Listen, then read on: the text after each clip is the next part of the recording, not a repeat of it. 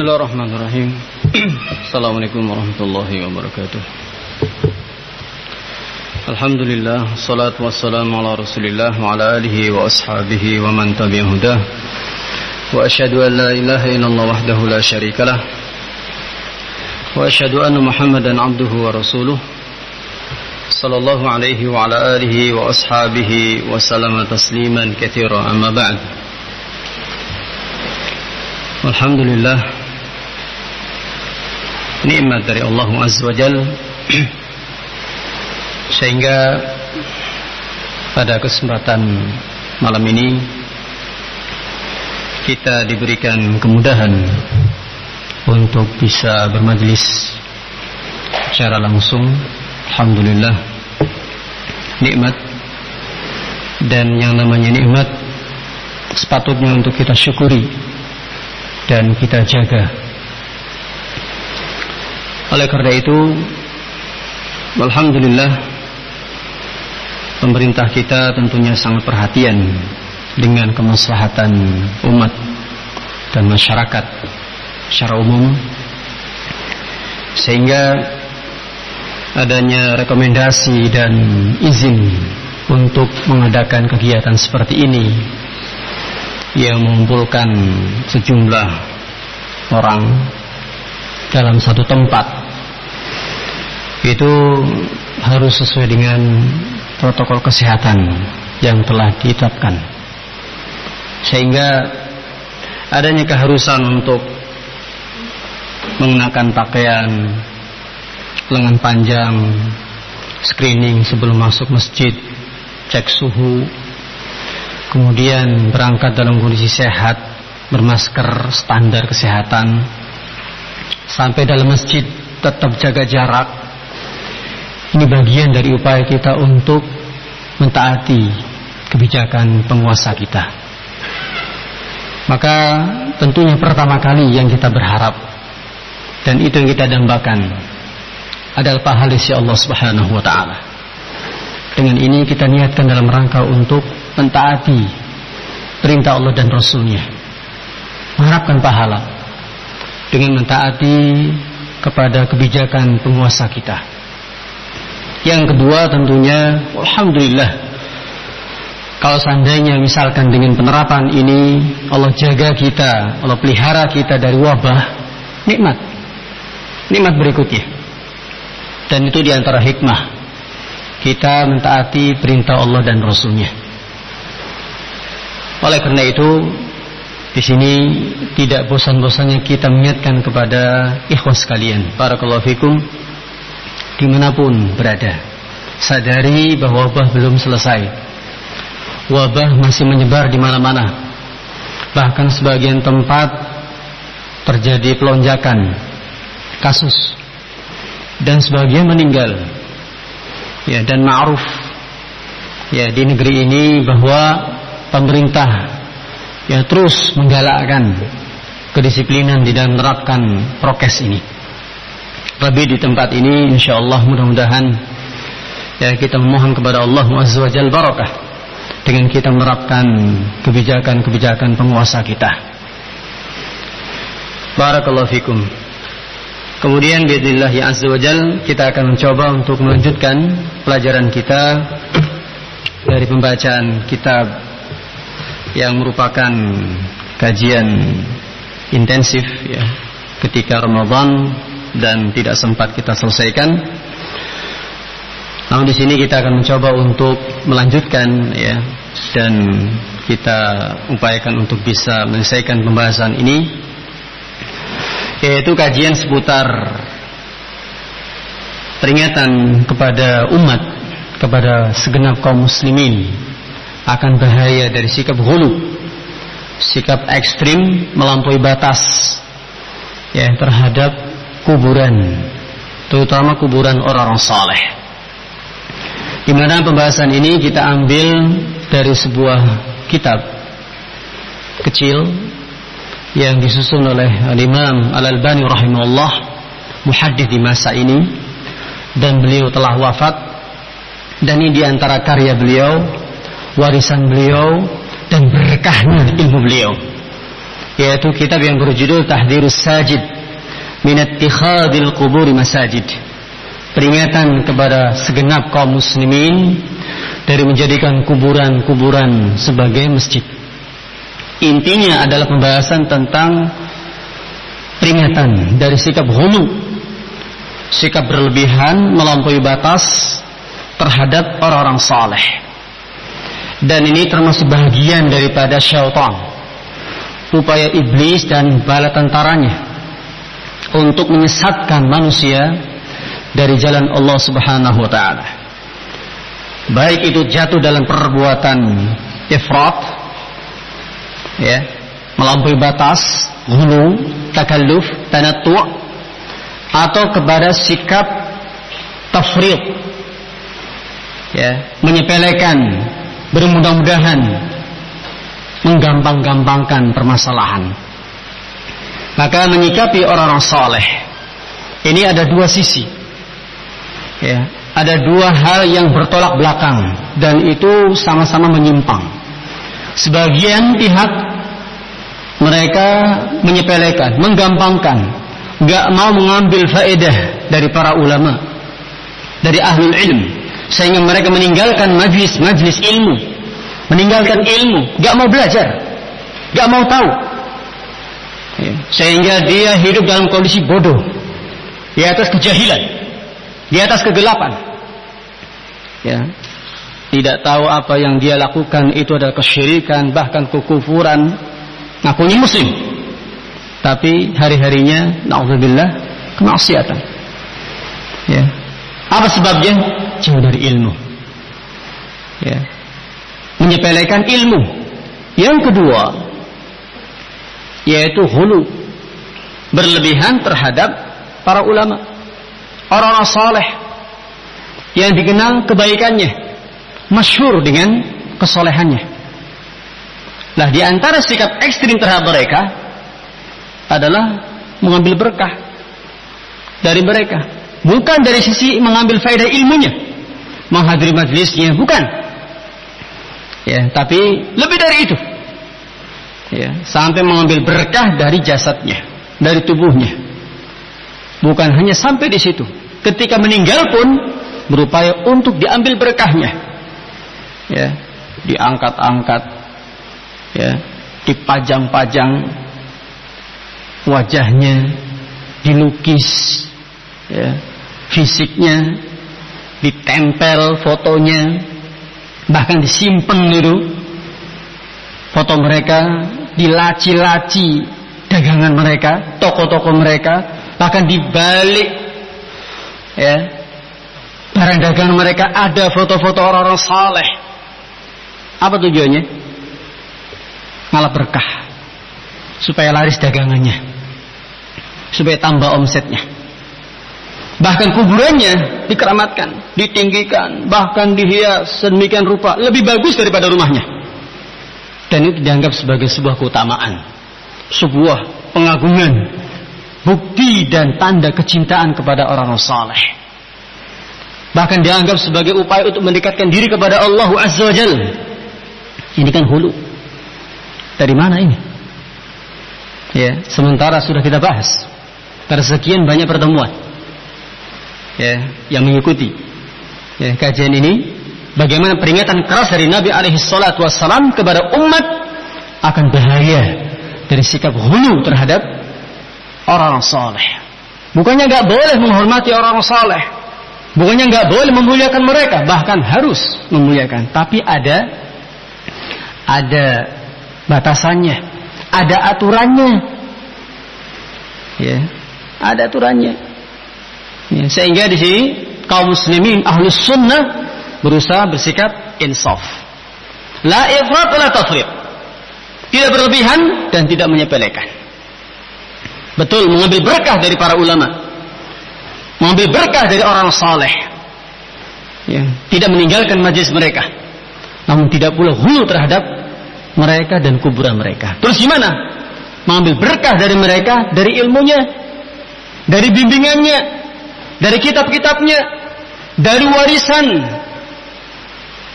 ilmu mereka.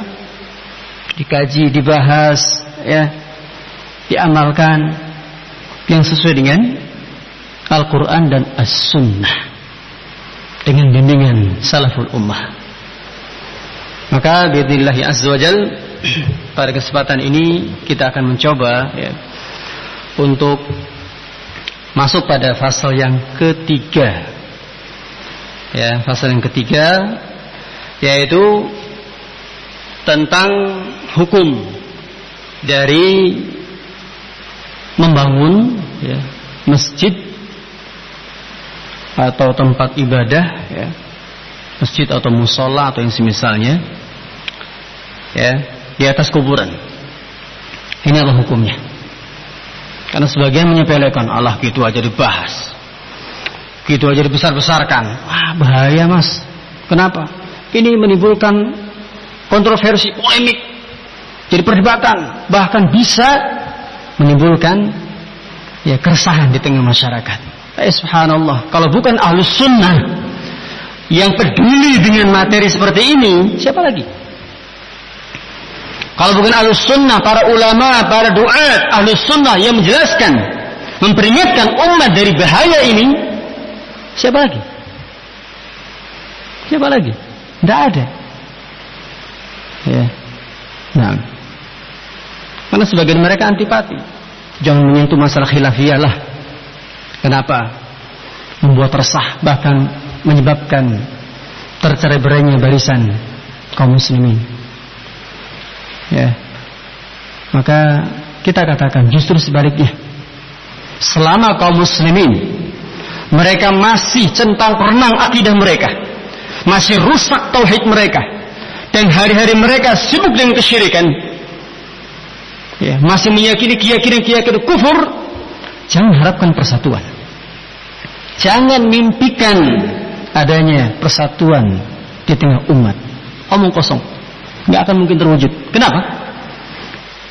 Karena Allah Azza wa Jalla telah menjadikan sebab. Karena Allah yang menyatukan hati-hati manusia, bukan kita.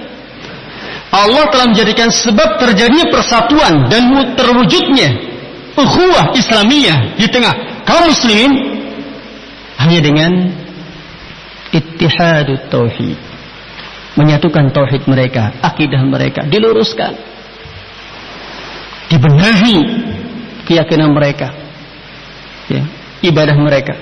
Ini kuncinya. Ini kuncinya. Tanpa ini, maka siapapun tokohnya, bagaimanapun kecerdasan dan kepandaian retorika di dalam menarik simpati masyarakat, gak mungkin terwujud. Maka di sini kata beliau rahimahullah, al-faslus salis, fasal yang ketiga, ittikhadul masajidi 'alal qubur minal kabair, bahwa membangun masjid di atas kuburan ini termasuk dosa besar. Termasuk dosa besar. Jadi nggak main-main. Bukan perkara yang dipandang sebelah mata. Sehingga pembahasan ini, kajian ini sesungguhnya pembahasan yang sangat mendasar. Berupaya untuk menjauhkan umat dari perbuatan dosa besar. Nah, ba'da an tabayyana lana ma'na al-ittikhad al-warid fi al-ahadith al-mutaqaddimah, yahsunu bina an naqifa qalilan 'inda hadhihi al-ahadith linata'arrafa minha hukm al-ittikhad al-madhkur, mustarshidina fi dhalika bima dzakarahu al-ulama haulah.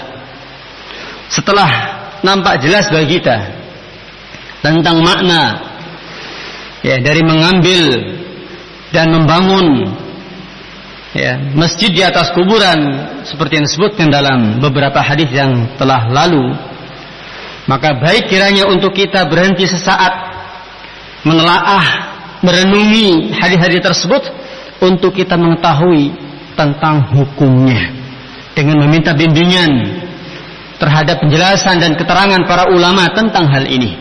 Fa'aqul, kata Imam Al-Albani rahimahullah, inna kulla man yata'ammal fi tilkal ahadithil karimati yadharu lahu bi suratin la syakka fiha anna al-ittikhad al-madhkur haram. Sesungguhnya siapa saja yang memperhatikan hadis-hadis yang mulia tersebut, maka nampak jelas baginya, ya, dengan penggambaran yang tidak ada keraguan sama sekali, bahwa membangun masjid di atas kuburan ini haram, bal kabiratun minal kabair, bahkan termasuk dosa besar dari sekian banyak dosa-dosa besar. Li'anna al-la'na al-warida fiha wa wasfa al-mukhalifina bi annahum syirarar khalqi 'inda Allah tabaraka wa ta'ala la yumkinu an yakuna fi haqqi man yartakibu ma laysa kabiratan kama la yakhfa.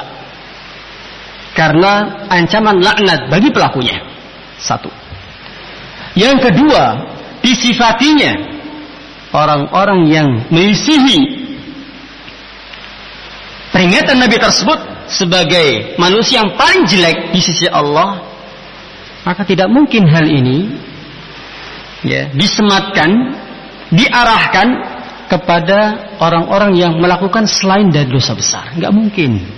Artinya di sini bahwa ketika ada sebuah perbuatan apabila dilanggar terancam laknat, atau ada sebuah amalan kemudian dicap, dinamakan, disebut pelakunya sebagai orang yang paling jelek di sisi Allah, itu isyarat dan tanda bahwa pelakunya yang melanggar tadi itu adalah pelaku dosa besar. Pelaku dosa besar. Nah, sehingga nggak boleh dipandang enteng. Ya. Masa kalau dikatakan haram, wah, berarti dosa kabeh, Mas. Kenapa? Hampir-hampir setiap kota, setiap daerah kita nggak pernah lewat dan nggak pernah lepas dari pemandangan seperti ini. Maksudnya apa? Hampir-hampir setiap kota ada itu, ya, kuburan yang dikeramatkan, yang dibangun di atasnya masjid, mesti ada itu. Sementara di sana itu ada para ulama, ya, orang-orang yang saleh, yang mereka juga sebagian belajar ke luar negeri, pulang ke Indonesia ya bikin pondok. Bahkan di pondoknya ada itu, masjidnya ya di atas kuburan, ada kuburannya, kuburan pendirinya. Ya bukan jaminan. Ya, artinya banyaknya orang yang mengamalkan, banyaknya orang yang mengisi perintah dan peringatan Nabi ini, bukan berarti, ya, itu sebagai rekomendasi, ya, dan pembolehan, kemudian akhirnya membatalkan apa yang sudah Nabi ingatkan. Tidak demikian. Sehingga barometer dan standar kebenaran yang wajib untuk diikuti oleh kaum muslimin adalah apa kata Allah, apa kata Rasul, bukan kebanyakan manusia. Ya. Wa in tuti' aktsara man fil ardi yudilluka an sabilillah. Apabila kalian mengikuti, ya, kebanyakan amalan, keyakinan, kebiasaan, adat istiadat, tradisi kebanyakan masyarakat yang mereka, mohon maaf, ya, itu adalah orang-orang yang jauh dari ilmu, tentu mereka akan menyesatkan kalian dari jalan Allah Subhanahu wa taala. Sebelum saya lanjutkan di sini, sebagai pelengkap faedah dari pembahasan ini, supaya nggak bingung nanti membaca keterangan bagaimana, ya, fakta ternyata menunjukkan, ya, madhab-madhab yang ada, yang masyhur, ya, dengan tokoh-tokohnya, madhab Abu Hanifah, Al-Imam Malik, kemudian Syafi'i, Al-Imam Ahmad, semuanya sepakat menyatakan tentang haramnya perbuatan itu, yaitu membangun masjid di atas kuburan. Al-Imam Al-Albani rahimahullah menyebutkan dalam Ahkamul Janaiz beberapa poin untuk memudahkan kita, ya, di dalam memahami perkara-perkara yang dilarang untuk dilakukan di kuburan. Ya. Nah, kata beliau rahimahullah, wa yuhramu 'indal qubur ma ya'ti. Ada beberapa hal yang diharamkan untuk dilakukan, ya, di samping kuburan. Di antaranya yang pertama az-zabhu wan nahr, melakukan penyembelihan, ya, berkurban, menyembelih, ya, seekor hewan, terlepas ya dari tujuannya. Nah, apakah memang dia sekedar menyembelih untuk makan, ataukah untuk kurban, ya, kurban, idul kurban, ataukah untuk persembahan? Yang terakhir, yang paling parah, anggap kalau tujuannya sekedar untuk, ya, makan-makan biasa, ya, atau mungkin untuk berkurban, ya, pas misalkan Idul Adha dia ingin menyembelih seekor kambing. Di mana menyembelihnya? Di samping kuburan mbah misalkan, ya. Apa hukumnya? Tidak boleh. Wah, tapi niatnya karena Allah, kurban kok, bukan karena kuburan, bukan karena yang dikubur. Tidak. Meskipun, kenapa? Karena ini merupakan wasilah kepada kesyirikan. Ya, sekarang mungkin Anda tidak merasakan, ya, tapi lambat laun bisa jadi syaitan membisikkan kepada Anda. Tuh kan, karena kemarin kamu kurban di samping kuburan mbah, kamu sekarang tahun ini usahamu tambah, ya. Nah, kehidupanmu tambah mapan sekarang. Dikait-kaitkan. Dari mana yang seperti ini? Syaitan. Maka yang celah-celah seperti itu ditutup, tidak boleh. Apalagi yang lebih parah, ketika suruh menyembelih kambing, sapi, ayam atau yang lainnya, itu ada keyakinan untuk sebagai bentuk persembahan kepada yang dikubur. Ini sudah syirik, syirkul akbar yang bisa membatalkan keislaman. Hati-hati, ya. Sehingga apapun tujuannya, tidak boleh menyembelih. Nah, mohon maaf, sebagian tempat ketika ada yang meninggal,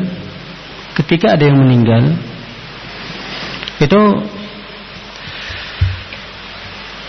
sebagian sibuk ngurusi jenazah, persiapan, ya, mandikan, mengkafani, sholat. Sebagian menggali kuburan. Lah itu ada yang mencari hewan, ayam beberapa ekor, kemudian disembelih di tempat yang akan dijadikan sebagai liang lahat untuk menguburkan si mayit yang barusan meninggal. Dikubur, dibakar, ya, kemudian dimakan di tempat itu, ya. Terlepas dari tujuannya apa, yang jelas ini kemungkaran, tidak boleh. Ini yang pertama, ya. Yang kedua, raf'uha ziyadatan 'ala turab al-khariji minha, meninggikan kuburan tersebut melebihi tanah yang dikeluarkan dari liang lahat tersebut. Nah, jadi yang diberikan rekomendasi itu kan 1 jengkal, ya, 1 jengkal dari bawah ke atas, itu maksimal sudah. Dan disunnahkan berbentuk sanam, yakni cembung, ya, cembung. Dan di antara hikmahnya, kata para ulama, agar supaya ketika ada air hujan, ya, tumpah ke tanah tersebut, itu bisa mengalir ke sebelahnya, sehingga disunahkan untuk berbentuk apa?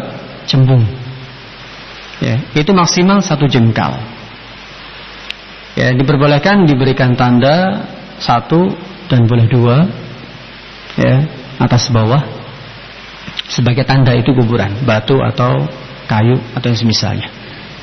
1 jengkal. Itu pun diambil dari tanah yang dikeluarkan dari lubang tersebut. Kan awalnya tanah digali, ya, dikeluarkan, ya. Ketika ada jenazah yang dimasukkan, apalagi ada ruang di dalamnya, itu kan otomatis akan mengangkat, ya kan, volume dari tanah tersebut akan terangkat itu. Maka pada asalnya tidak boleh untuk menambahi, ya, tanah tersebut dari selain galian tadi, nggak boleh asalnya. Kenapa? Khawatir akan melebihi batas yang diperbolehkan.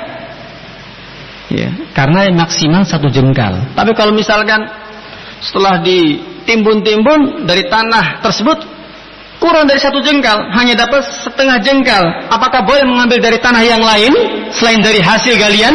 Jawabannya boleh. Kenapa? Untuk menyempurnakan 1 jengkal tadi. Karena kalau diratakan sama sekali nggak ada yang menonjol, nggak nampak, khawatir diinjak-injak. Dan itu nggak boleh. Itu larangan berikutnya. Ini yang kedua. Yang ketiga, at-tajsis, mencat kuburan. Ya, mencat kuburan. Kuburannya dicat, diwarnai. Entah itu batu nisannya, entah itu apa itu? Ya, tanahnya misalkan. Mungkin tanah dicat. Ya, dilemparkan cat. Ya, diwarnai begitu. Supaya tampil beda misalkan. Ini kebetulan ketika hidup suka warna merah, kasih warna merah. Tidak boleh. Ya. Berikutnya, al-kitabatu 'alaiha, menulis. Ya, di atas kuburan tersebut. Menulis. Meskipun cuma namanya. Meskipun cuma namanya. Ya, nama Fulan bin Fulan, lahir tanggal sekian di kota Fulan, meninggal tanggal Fulan, tahun Fulan. Tidak boleh. Ya, tidak boleh. Ini termasuk yang dilarang oleh Nabi alaihi salatu wassalam. Yang berikutnya, al-bina'u 'alaiha, membangun sesuatu di atas kuburan tersebut. Bangun. Namanya membangun ya umum, nggak mesti bangunan yang permanen. Ya, pagar keliling saja, meskipun dari kayu setinggi 1/2 meter, termasuk membangun namanya. Keliling, ya, kasih ulin misalkan, dalamnya tanah, sama namanya membangun. Apalagi di semen, sama namanya membangun. Apalagi dibuat pondok-pondokan, ya, kasih atap, kasih pagar, tembok, ya, biar teduh, biar adem. Ya, subhanallah. Ya, adem dan dinginnya, nyamannya yang dikubur di alam barzah bukan karena itu, tapi karena amalan, karena iman. Ya, sehingga yang paling dibutuhkan bukan payung, bukan atap, bukan di semen, bukan di pagar. Ya, tapi doa orang yang hidup untuk yang meninggal. Itu yang sangat dibutuhkan. Ya, untuk bisa mengangkat, ya, dan bisa menjadi sebab dimaafkan dan dikuburkannya dosa-dosa yang dikubur tadi. Biidznillah. Apalagi kalau misalkan dibangunkan rumah, sebagian kuburan seperti itu. Ya. Dan di sebagian kuburan muslimin itu ada tempat yang biasanya dispesialkan, dikhususkan untuk orang-orang tua, tokoh-tokoh masyarakat. Kalau misalkan tanahnya, kuburannya itu ada yang rata, ada yang tinggi, nanti mereka ditempatkan yang tinggi. Ya, di tempat yang agak tinggi, dan disitulah mereka akan dikubur dan diberi semacam atap, ya, semacam aula begitu, bahkan dibuatkan musola, ya, dikasih hias-hiasan, ya, biar beda dengan yang lainnya. Allahu musta'an, ini nggak boleh. Yang berikutnya lagi, al-qu'ud 'alaiha, duduk di atas kuburan. Ini juga nggak boleh, duduk-duduk, termasuk kesalahan. Ya, ketika mengiringi dan mengantarkan jenazah ke kuburan, sebagian sibuk gali, ya, memasukkan, nimbun, sebagian asik ngobrol, ya. Nah, naudzubillah sambil rokokan lagi, ya, duduk-duduk di kuburan yang sudah ada sambil ketawa, subhanallah. Inilah, ya, sedih niatnya, sedih. Ya, kuburan didudukin, perintah Nabi atau bahkan peringatan Rasulullah dilanggar, sakit. Ini nggak boleh kayak gini, nggak boleh dibiarkan maksudnya. Ya. Nah, termasuk pula ya, dalam kategori ini ya menginjak, ya, duduk saja nggak boleh, menginjak ya, atau melangkahi ini nggak boleh, melangkahi.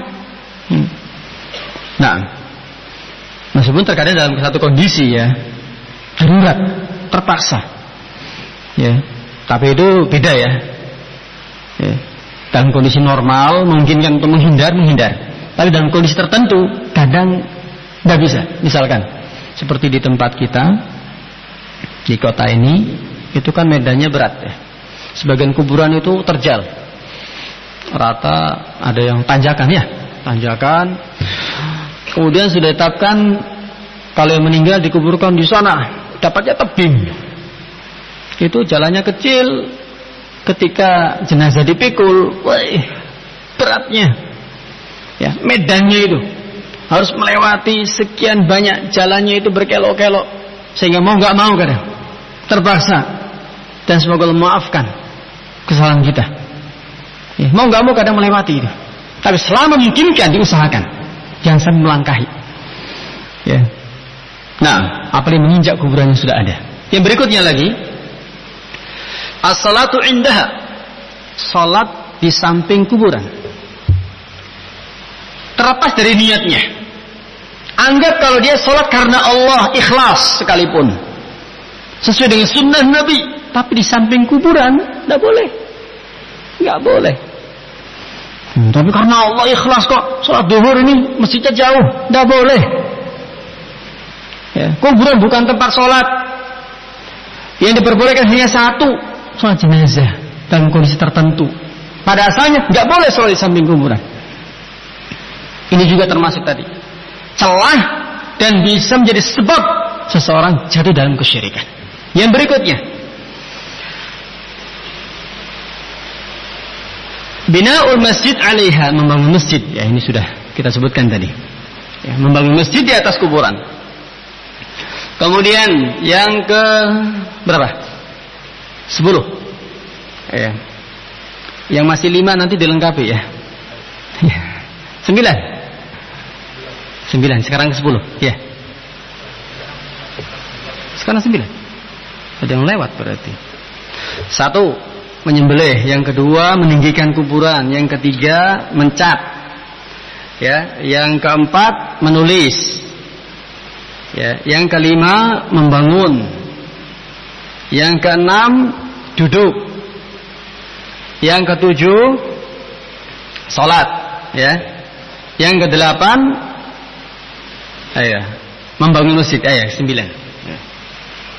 Dari catatan saya yang keliru, tertulis 10 di sini. Yang ke-9, ittikhadhuha 'idan, menjadikan kuburan sebagai tempat perayaan. Tempat perayaan. Sebagian mengistilahkan haul. Haul fulan bin fulan, haul syekh fulan, wali fulan. Ya. Haul itu kan perputaran 1 tahun, haul. Ya. Menjadi bahasa masyarakat kaulan. Kaulan. Ya, perayaan tahunan. Dan ini ya, sampai hari ini masih ada, bahkan terus diamalkan di sebagian tempat, termasuk tempat saya. Ya, itu luar biasa. Kalau sudah perayaan, ya, bisa 2 pekan itu, 2 pekan pasar malam, dan itu menjadi momen untuk menambah pendapatan. Bahkan ya melebihi ya momen-momen lebaran, Idul Fitri itu. Saat-saat itu ketika haul dari berbagai daerah datang ke situ. Ngapain? Apa yang mereka dambakan? Apa yang mereka cari? Berkah. Berkah. Berkah yang dikubur itu. Kuburan cuma 1. Ya, sebagian bukan kuburan. Ya. Sumur tua, sebelahnya ada kuburan tokohnya di situ. Tapi perayaannya itu di area kuburan itu, subhanallah. Jadi sekilas itu kayak pasar. Ya, penjual nasi goreng, mohon maaf, di sana ada penjual es campur, martabak, ini yang mainannya pasar malam, persis. Kelihatannya kayak pasar biasa, tapi subhanallah, tempat duduknya di mana? Di atas batu nisan. Makan baksonya di mana? Di atas batu nisan. Karena perayaannya di mana? Di kuburan itu. Ya, saya sempat lihat itu, subhanallah. Asik ya di situ, makan bakso, duduk di atas kuburan. Ya, ketawa ke TV, subhanallah.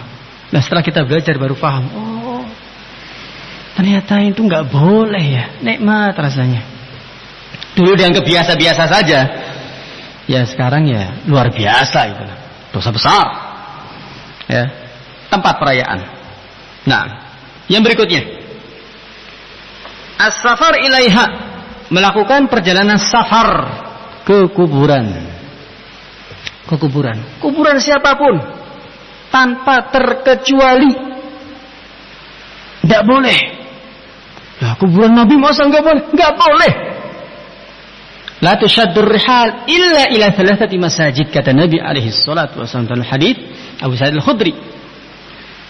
Jangan kalian melakukan safar perjalanan kecuali menuju ke 3 masjid. 3 masjid yang direkomendasi. Jadi kalau kita mau safar perjalanan, ya, ingin menuju tempat tertentu, ya, dari tempat-tempat yang agung, yang mulia, ya, itu hanya 3 tempat, yaitu apa? Masjidil Haram, Masjidil Aqsa, dan Masjid Nabawi. Selebihnya tidak boleh. Sekedar berangkat dari Balikpapan, kemana? Ke Jakarta. Ngapain? Silaturahmi? Enggak. Sekedar ziarah ke Masjid Istiqlal. Boleh? Kalau niatnya cuma itu, tidak boleh. Haram. Ya. Apalagi ke kuburan. Meskipun kuburan Nabi, masa nggak boleh? Kan di Masjid Nabawi. Iya, tapi kalau Anda niatnya berangkat dari Indonesia ke Madinah, sekedar untuk ziarah ke kuburan Nabi, tidak boleh. Kenapa? Karena itu yang Anda tuju. Kalau tujuannya untuk ziarah ke Masjid Nabawi, justru boleh. Ziarah kuburan Nabi itu sampingannya, amalan yang lainnya, bukan tujuan utama Anda. Berangkat dari Balikpapan, kemana? Ke Mekah. Ngapain? Ziarah ke Gua Hira. Boleh? Nggak boleh. Kalau itu semata-mata tujuan Anda, nggak boleh.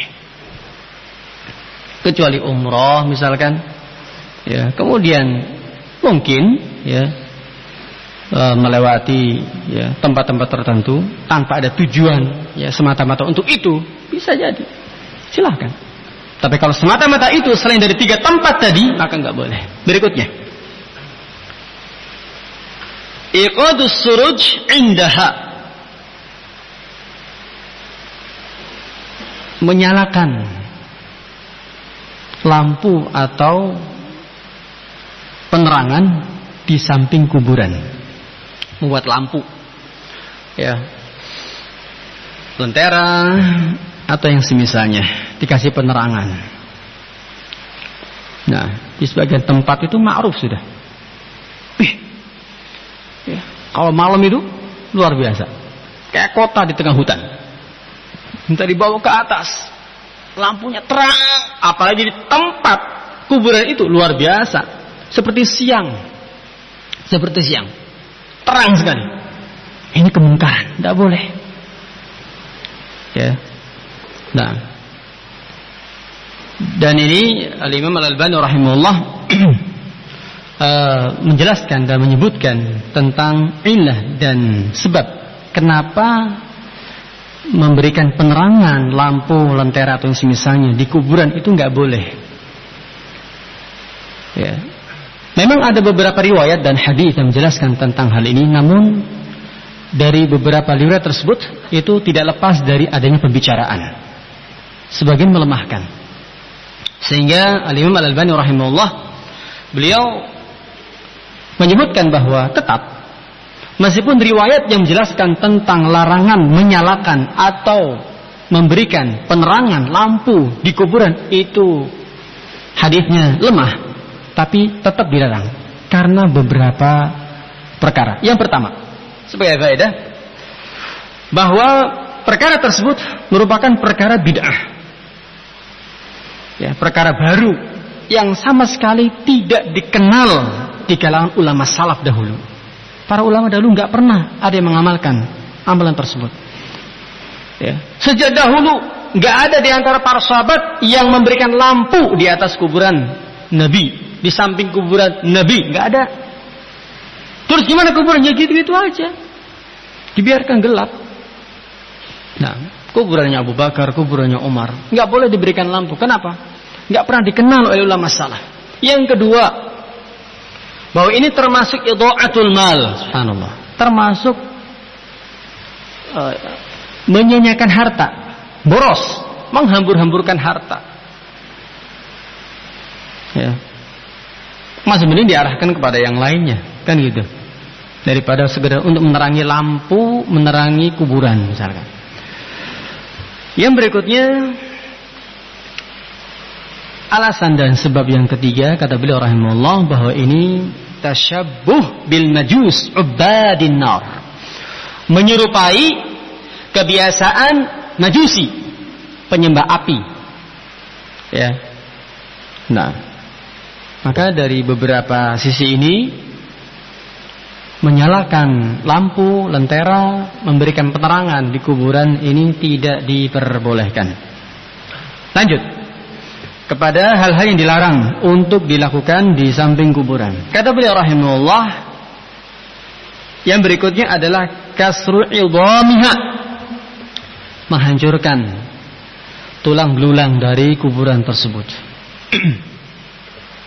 Sebutkan dalam hadis Aisyah radhiyallahu taala anha dalam Sunan Abi Dawud dan yang lainnya, kata Nabi alaihi salatu wassalam, inna kasra idhamil mu'min mayyitan mithlu kasrihi hayyan, menghancurkan, ya, tulang seorang mukmin ketika meninggal itu sama seperti mematahkan atau menghancurkannya ketika ia masih hidup.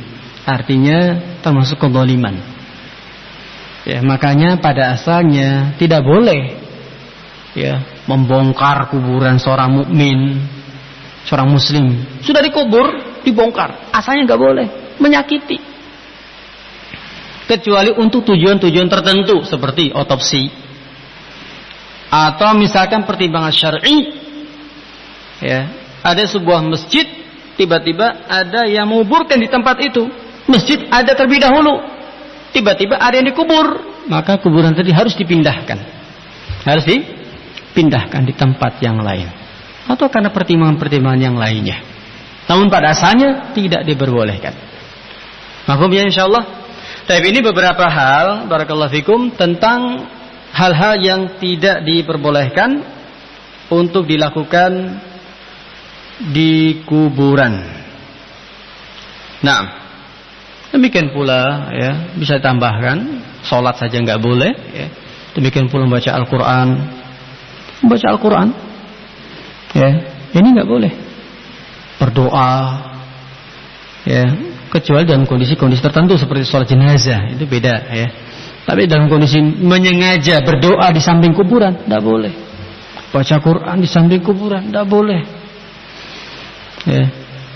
Nah, makanya kata Nabi dalam hadis yang lain menyebutkan peringatan kepada kita, la taj'alu buyutakum qubura, jangan kalian menjadikan rumah-rumah kalian itu seperti kuburan, itu kosong dari bacaan Al-Quran. Ya, ini menunjukkan atau mengisyaratkan bahwa kuburan bukan tempat baca Quran. Ya, tapi saya kalau baca Quran di sekitar kuburan, khusyuk, ingat mati, masya Allah. Ini waswas syaitan, permainan syaitan. Meskipun anda baca Quran di kuburan merasa lebih khusyuk, namun baca Quran anda di masjid meskipun tidak khusyuk, itu lebih baik daripada anda lakukan di kuburan. Ya, berusaha khusyuk meskipun di masjid, dan itu tempatnya memang. Ya, jangan di kuburan. saya sampai di sini insyaallah. Kita lanjutkan pada kajian yang akan datang billahi taala. Nanti insyaallah kita akan menyebutkan bagaimana pendapat-pendapat ya para ulama mazhab ya tentang masalah ini ya. Sehingga dari sini akan nampak bagi kita bahwa ya tidak ada alasan bagi mazhab siapapun yang mengaku mazhab ini mazhab itu, nggak ada alasan ya untuk melegalkan perbuatan ini, yaitu mengeramatkan kuburan dengan membangun masjid di atasnya dan seterusnya. Insyaallah ya kita kaji pada kajian yang akan datang billahi taala. Wa'alafu minkum walhamdulillahirabbil alamin. Wassalamualaikum warahmatullahi wabarakatuh. غرباء